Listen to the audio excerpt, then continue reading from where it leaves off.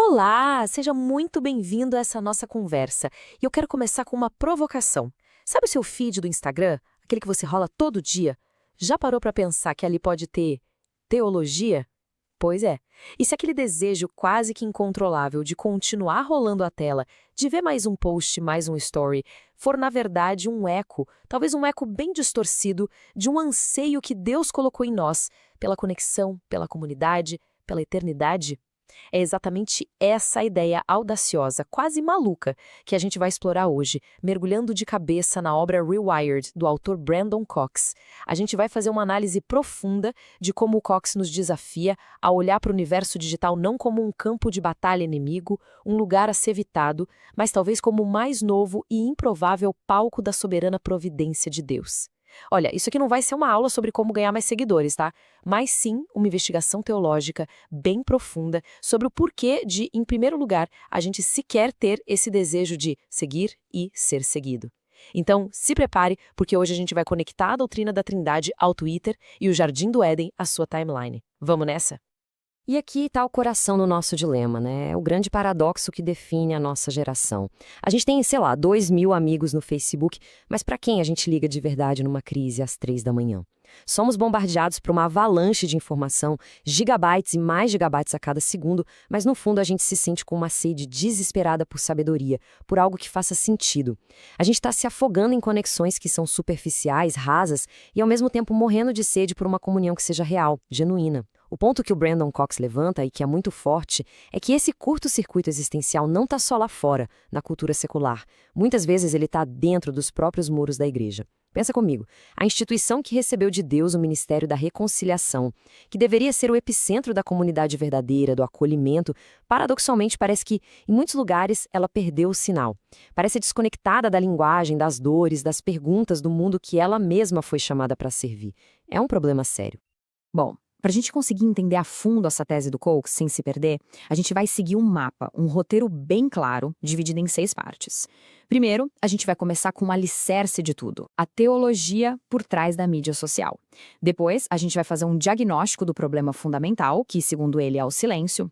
Na terceira parte, a gente vai olhar para dentro de casa e analisar a fiação que ele diz que está defeituosa na igreja.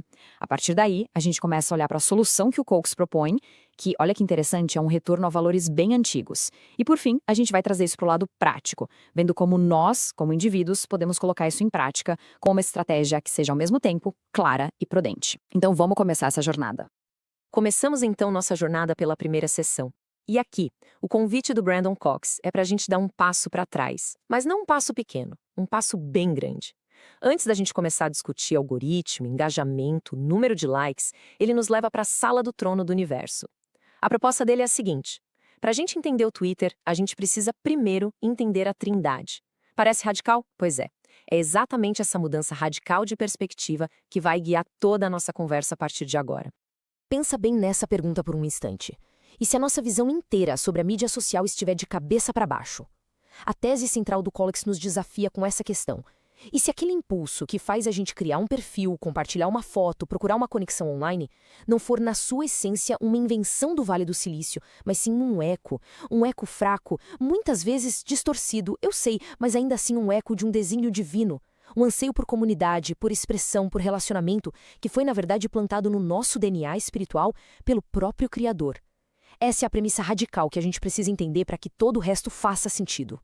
Para a gente conseguir compreender isso, a gente precisa primeiro redefinir o que é mídia.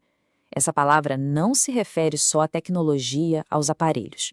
A gente precisa voltar para o seu significado original, que é meio, um canal, uma ponte para a comunicação. E aqui o Cox faz um argumento teológico muito poderoso. Ele diz que antes de qualquer livro ser escrito, de qualquer podcast ser gravado ou de qualquer tweet ser enviado, a comunicação em si já existia, de forma perfeita na mente de Deus. Ele é a fonte de toda a verdade, o autor de toda a informação que realmente importa. Sendo assim, qualquer meio que a gente usa para comunicar a verdade está, de certa forma, pegando emprestado um conceito que é divino. A comunicação, gente, não é uma invenção humana. Ela é, na sua raiz, um atributo de Deus. E é aqui que a teologia se torna algo incrivelmente prático para o nosso dia a dia. Deus não é um ser solitário, isolado num trono cósmico. A Bíblia nos revela que ele existe eternamente como uma comunidade. Pai, Filho e Espírito Santo, num relacionamento perfeito de amor, de honra, de comunicação mútua. A rede social original, a comunidade perfeita, é a própria Trindade. E quando o apóstolo João escreve seu evangelho, ele nos diz que Jesus é o Logos, a palavra, ou seja, a comunicação perfeita de quem Deus é. O que significa pra gente na prática? Significa que quando a gente anseia por conexão, quando a gente deseja ser conhecido de verdade e conhecer outras pessoas, a gente não está sendo mundano ou superficial. Na verdade, a gente está agindo de acordo com a imagem do Deus social e comunicador que nos criou. Nosso desejo de nos conectar é um reflexo de quem Ele é. Não é carência, é design divino. E quando a gente coloca essa lente teológica, a história da tecnologia se transforma completamente. Ela deixa de ser uma série de acidentes, de invenções aleatórias, e passa a ser vista como uma orquestração divina. Pensa comigo, vamos olhar essa linha do tempo com calma. Por milênios, a cultura oral foi o veículo sagrado que transmitiu as histórias de Deus de geração em geração. Depois, de repente, surgem as estradas romanas. Elas foram construídas para a glória e para o poder do Império Romano, mas na soberania de Deus, elas se tornaram as artérias pelas quais o Evangelho pulsou e alcançou o mundo conhecido daquela época. Séculos mais tarde, no momento exato em que a Reforma Protestante precisava de um megafone para proclamar a redescoberta da justificação pela fé, um homem chamado Gutenberg inventa a prensa de tipos móveis, e a palavra de Deus simplesmente explode pela Europa, agora na língua que o povo entendia. Mais recentemente, o rádio e a televisão levaram a mensagem a continentes inteiros, a lugares onde missionários talvez jamais pudessem chegar. E agora, a gente tem a internet. O desafio que o Cox nos lança é o de enxergar a internet não como uma ameaça demoníaca, mas talvez como a mais recente estrada romana que Deus, em sua soberania, preparou para a missão da sua igreja hoje. Então, para a gente fechar essa primeira sessão, a ideia central é essa. A mídia social, com todas as suas complexidades, seus problemas e seus perigos, não é, na sua essência, um erro ou um inimigo. Ela é a manifestação moderna de um impulso que o próprio Deus plantou dentro de nós, o desejo de conectar, de comunicar e de criar comunidade. É um reflexo da natureza social de Deus e, potencialmente, uma ferramenta que ele pode usar em seu plano redentor. Mas aí fica a pergunta, né? Se a gente foi feito para se conectar, por que o mundo digital parece tantas vezes um lugar tão quebrado, tão polarizado e tão solitário? E essa pergunta nos leva direto para o diagnóstico do problema. Agora que a gente estabeleceu essa base teológica, uma base positiva, a gente precisa entender o que foi que deu errado. Nesta segunda sessão, a gente vai fazer um diagnóstico profundo. Se a comunicação está no coração de Deus e também no nosso design original, por que ela é tão difícil? Por que a gente se sente tão só? O Cox nos leva de volta ao começo de tudo, àquela quebra catastrófica que introduziu estática, ruído em todas as nossas linhas de comunicação. Essa frase do Cox é o coração do diagnóstico dele. A conversa morreu. Pare e pensa no impacto profundo disso. O Jardim do Éden não era só um lugar geográfico bonito, era um espaço de comunhão, de diálogo aberto, transparente com Deus. É o que a Bíblia descreve poeticamente como andar com Deus na viração do dia. O pecado, gente, não foi só uma transgressão de uma regra legal, foi um ato de sabotagem relacional. Ele cortou o cabo da comunicação com a fonte da vida.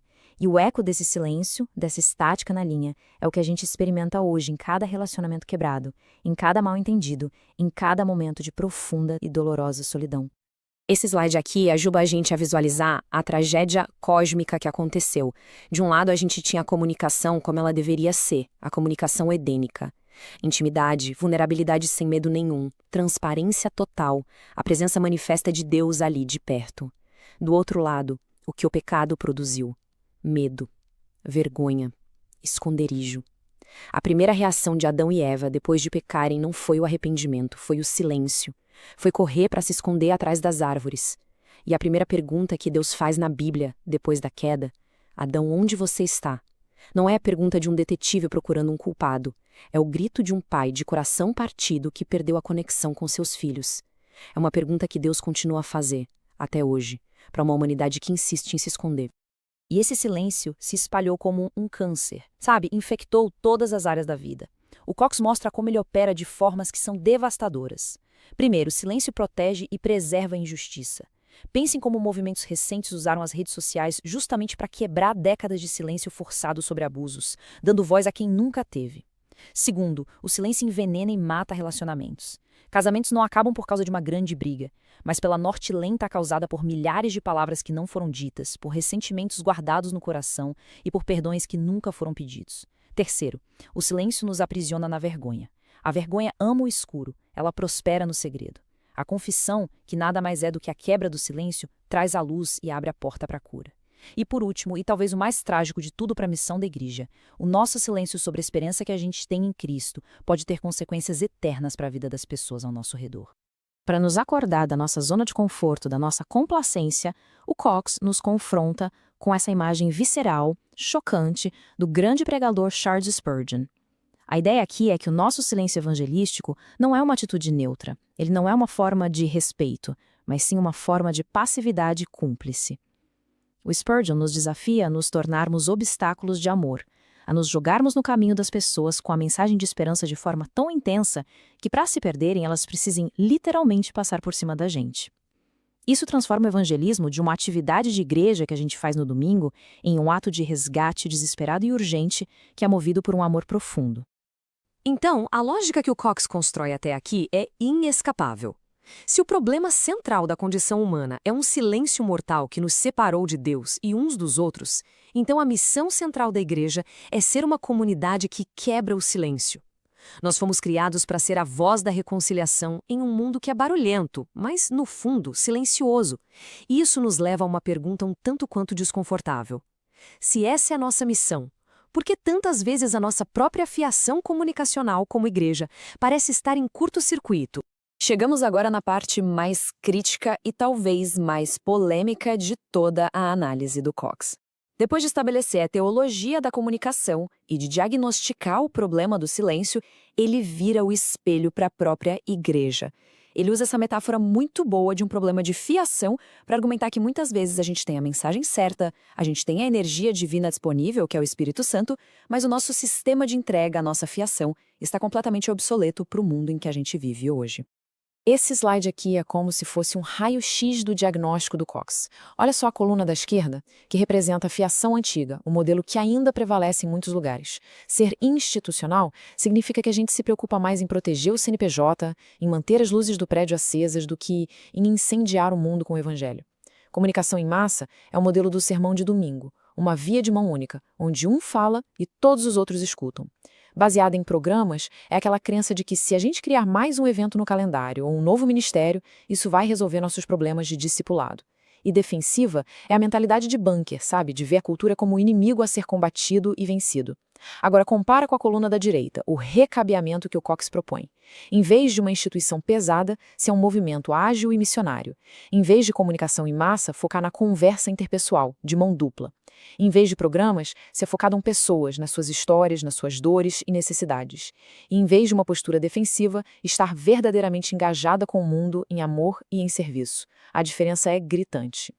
Essa adaptação que o Cox faz de um texto fundamental da era da internet, o The Clue Train Manifesto, é simplesmente genial. A TED original dizia que mercados são conversas. O Cox pega isso e diz, a missão também é uma conversa. E, vamos ser sinceros, a igreja em muitos aspectos desaprendeu a conversar. A gente fala o nosso dialeto próprio, o igrejês, né? A gente fala vaso, varão, reteté, graça, redenção, sem se preocupar em traduzir isso para a linguagem do coração das pessoas que estão do lado de fora. A gente soa como uma corporação com nosso planejamento estratégico, nossas declarações de visão. A provocação do Cox é: a gente só vai voltar a soar humano e, portanto, crível e atraente quando a gente parar com o monólogo institucional e der o microfone para pessoas reais, com as suas histórias reais, bagunçadas e redimidas, para falar em nosso nome. E aqui estão os sintomas desse curto-circuito na prática. Vamos dar vida a cada um deles. Primeiro, a mentalidade de fortaleza. A gente gasta mais energia e recurso protegendo o nosso patrimônio, nosso orçamento e nosso status quo do que arriscando tudo pela missão. Segundo, o vício no monólogo. A gente mede nosso sucesso pelo número de ouvintes sentados nos bancos no domingo e não pelo número de conversas espirituais que nossos membros têm em seus locais de trabalho durante a semana. Terceiro, o que a gente pode chamar de eventite. Aquela agenda lotada de atividades que mantém todo mundo ocupado, mas não necessariamente transforma as pessoas em discípulos de Jesus. E por fim, a mentalidade de trincheira. Nós, os puros, aqui dentro, contra eles, os pecadores, lá fora, no mundo perigoso. Essa fiação, diz o Cox, simplesmente não foi projetada para conectar com o século XXI. O resumo desse diagnóstico é direto e bem contundente. Em grande parte, a igreja está tentando rodar um software do século XXI, que é a conversação global e interpessoal da internet, num hardware do século XX, que é baseado em monólogo e controle centralizado. Não vai funcionar. O problema não é a cor do carpete da igreja, o estilo da música ou se o pastor usa gravata ou não. Isso tudo são mudanças cosméticas. O que o Cox defende é um upgrade fundamental no nosso sistema operacional, uma reestruturação profunda da nossa mentalidade e das nossas práticas, para a gente poder se reconectar com um mundo que anseia desesperadamente por diálogo e não por mais discursos. Ok, depois de um diagnóstico tão forte, a gente entra na seção da solução. E é aqui que acontece a grande virada, o pulo do gato no argumento do Brandon Cox. O recabeamento que ele propõe não é sobre a igreja se tornar moderninha, sabe? Não é sobre adotar os valores do mundo. Pelo contrário, é sobre redescobrir valores eternos e profundamente bíblicos que a própria cultura digital, de uma forma paradoxal, está nos forçando a reexaminar. O primeiro valor é a autenticidade. Gente, a gente vive numa era onde um simples smartphone pode desmascarar a hipocrisia de um líder em segundos e espalhar para o mundo todo. A integridade deixou de ser uma opção, virou uma necessidade. As pessoas estão exaustas de perfeição fabricada, de líderes que pregam uma coisa no púlpito e vivem outra completamente diferente em casa. Elas anseiam por comunidades e por líderes que sejam reais, que admitam suas fraquezas, que digam eu também luto com isso. A cultura digital não inventou o desejo por autenticidade, mas ela colocou esse desejo num megafone. E a boa notícia é que esse não é um valor moderno, é o valor de um Cristo que comia com pecadores e de uma igreja primitiva que confessava seus pecados uns aos outros. O segundo valor é a alteridade, que é uma palavra bonita para dizer simplesmente ter o foco no outro. É fascinante isso.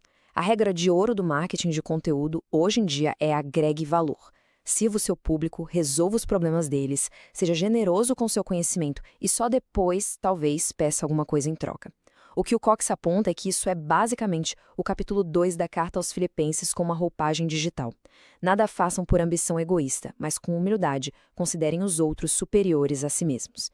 Agora imagine uma igreja cuja presença online fosse menos sobre anunciar seus próprios eventos e programações e mais sobre servir às necessidades reais da comunidade, oferecendo conteúdo que ajuda as pessoas de verdade em seus casamentos, em suas finanças, na sua saúde mental. Isso seria absolutamente revolucionário. E o terceiro valor para esse recabeamento é a generosidade. A gente vive na era do crowdfunding, das vaquinhas online, do ativismo digital por causas justas. Existe uma fome coletiva por fazer a diferença no mundo. E o Cox nos pergunta, e a igreja, onde ela está nisso tudo? Nós servimos a um Deus cuja essência é dar. João 3,16 não diz, porque Deus amou o mundo e fez um plano estratégico. Diz, porque Deus amou e deu o seu único filho. As plataformas digitais não são a distração da missão, elas são um palco global que Deus nos deu para a gente viver o nosso chamado de sermos as pessoas mais generosas, mais compassivas e mais engajadas com a justiça do planeta. Para a gente amarrar essa sessão, o ponto crucial é este. O recabeamento que o Cox propõe não é um chamado para a gente se conformar com a cultura, mas sim um chamado a um retorno radical às nossas raízes bíblicas. É sobre a redescoberta de valores como autenticidade, serviço abnegado e generosidade sacrificial, valores que a cultura digital, de uma forma totalmente inesperada, está valorizando e exigindo de nós.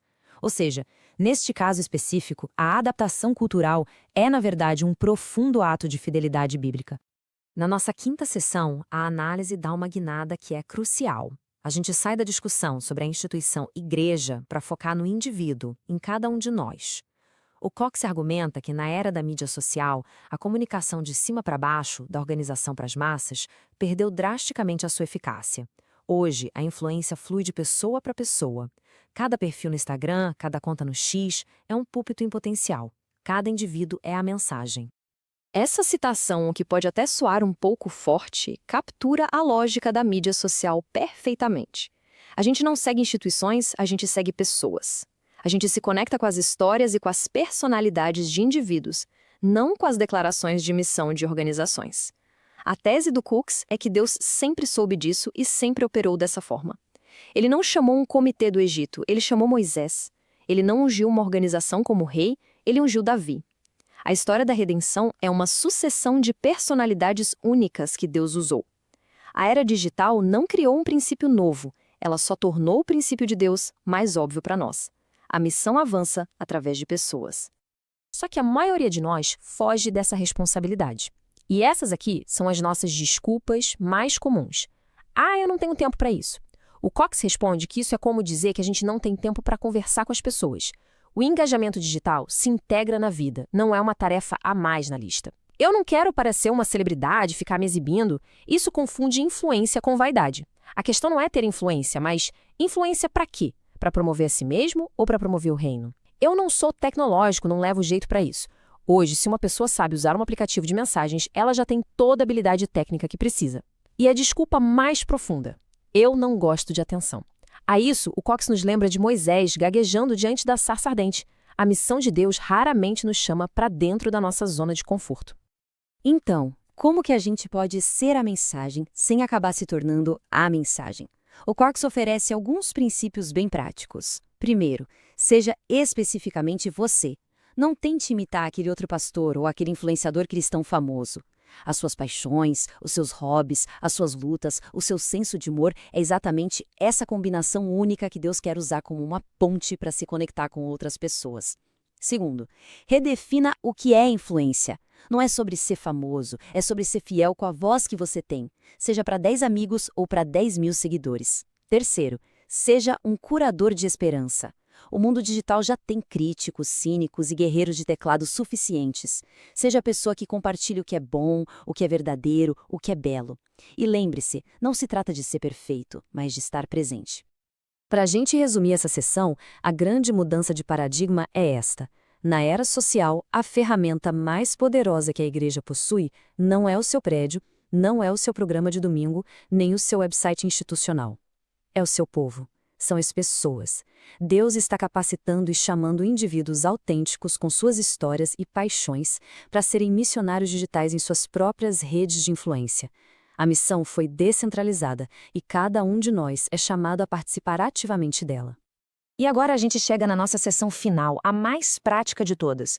Depois de toda a teologia, do diagnóstico e da filosofia, a pergunta que fica é: beleza, mas como a gente faz isso bem na prática? O Cox reconhece que o mundo digital não é um paraíso utópico, ele é um campo minado. Portanto, esta sessão equilibra um chamado à coragem para a gente se engajar, com um alerta muito sóbrio sobre os riscos, defendendo uma abordagem que combina propósito missionário com prudência espiritual. Para a gente ver o poder do engajamento, vamos voltar um pouquinho no tempo para um exemplo que, embora seja antigo, estabelece um princípio fundamental.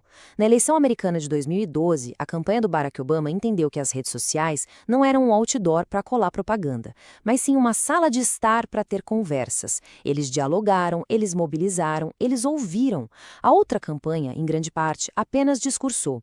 O princípio, que hoje é ainda mais crucial, é muito claro. No espaço público digital, não participar da conversação é efetivamente abdicar da influência. É entregar o microfone para outras vozes falarem sozinhas. Antes da gente falar dos perigos, um princípio crucial precisa ficar muito claro. A tecnologia em si não tem moral. Um martelo não é bom nem mal. Ele pode ser usado para construir uma casa ou para ferir alguém. Um smartphone também não. Ele pode ser usado para espalhar o evangelho ou para consumir pornografia.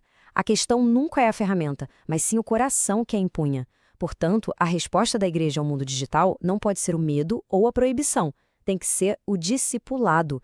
Como nós, como povo de Deus, nos tornamos o tipo de pessoa que usa essas ferramentas tão poderosas para construir o reino e não para se destruir. E a gente precisa ser sábio, porque o campo digital está, sim, cheio de minas terrestres. O Cox aponta 4 áreas de perigo extremo. Primeira, a pornografia, que é uma praga silenciosa, mais acessível, anônima e viciante do que em qualquer outro momento da história. O chamado não é só guardar os olhos com filtros, mas criar comunidades de transparência onde a luta pode ser confessada e tratada. Segunda, a vulnerabilidade relacional. As mensagens diretas, as famosas DMs, podem abrir janelas muito perigosas para o coração, reacendendo antigas paixões ou criando novas. O chamado é guardar o coração, estabelecendo limites claros e prestando contas a outras pessoas. Terceira, a fúria digital. A facilidade com que a gente ataca pessoas que a gente nem vê, escondida atrás de um teclado. O chamado é guardar a língua, lembrando que existe um ser humano portador da imagem de Deus do outro lado da tela. E por fim, a distorção da mensagem, que é transformar a profundidade do evangelho em slogans baratos, numa arma política ou num produto de autoajuda. O chamado é guardar o evangelho com profundidade, com graça e com fidelidade. Concluindo esta sessão final, a lição é sobre equilíbrio. Um engajamento digital que realmente honra a Deus exige uma atitude dupla. Por um lado, coragem. A gente não pode se esconder nas nossas bolhas por medo. A gente precisa entrar na arena, na conversação global. Por outro lado, sabedoria. A gente precisa estar dolorosamente ciente das armadilhas e navegar com prudência e santidade. O Cox nos lembra das palavras do próprio Jesus, que nos chamou a ser prudentes como as serpentes e simples como as pombas. É essa combinação de ousadia estratégica e pureza de coração que deve guiar a nossa presença online. E assim, depois de percorrer todo esse caminho da teologia até a prática, o que a gente leva para casa? Chegou o momento de amarrar todas as pontas e pensar nos nossos próximos passos. A jornada que a gente fez até aqui é clara, né? A gente partiu de uma teologia que vê o nosso anseio por conexão não como uma falha, mas como um dom de Deus. A gente diagnosticou como o pecado e muitas vezes as nossas próprias estruturas de igreja defeituosas criaram um curto-circuito nesse dom, gerando silêncio e isolamento. E a gente descobriu que a solução não é inventar algo novo, mas sim redescobrir valores antigos e bíblicos, capacitando cada um de nós a ser uma mensagem viva que se engaja no mundo com coragem e com sabedoria. E tudo isso nos leva a esta pergunta final, a que realmente importa. A questão, gente, não é mais se a igreja deve ou não se engajar no mundo digital. A conversa global já está acontecendo, com ou sem a nossa voz. A pergunta agora é como? E mais profundamente, nós estamos dispostos a abraçar o desconforto e a dor da mudança, de aprender uma nova linguagem, de sair da segurança das nossas quatro paredes pelo prêmio incalculável de ver mais pessoas sendo alcançadas pela beleza, pela verdade e pela esperança do Evangelho? Essa é a decisão que está diante de cada um de nós. Para continuar essa jornada, eu deixo aqui um encorajamento final. Leiam a obra completa Rewired, de Brandon Cox. Mas, mais do que isso, iniciem essa conversa nas suas igrejas, nos seus pequenos grupos. Perguntem de verdade como a nossa igreja pode ser recabeada. E o mais importante de tudo, comecem pequeno. Qual é o próximo passo, por menor que seja, que você pode dar para ser uma voz de esperança no seu próprio espaço digital ainda esta semana? A grande missão de Deus avança não em grandes saltos de gigantes, mas em pequenos e incontáveis passos de fidelidade de pessoas comuns, como eu e você. Muito obrigado pela sua companhia.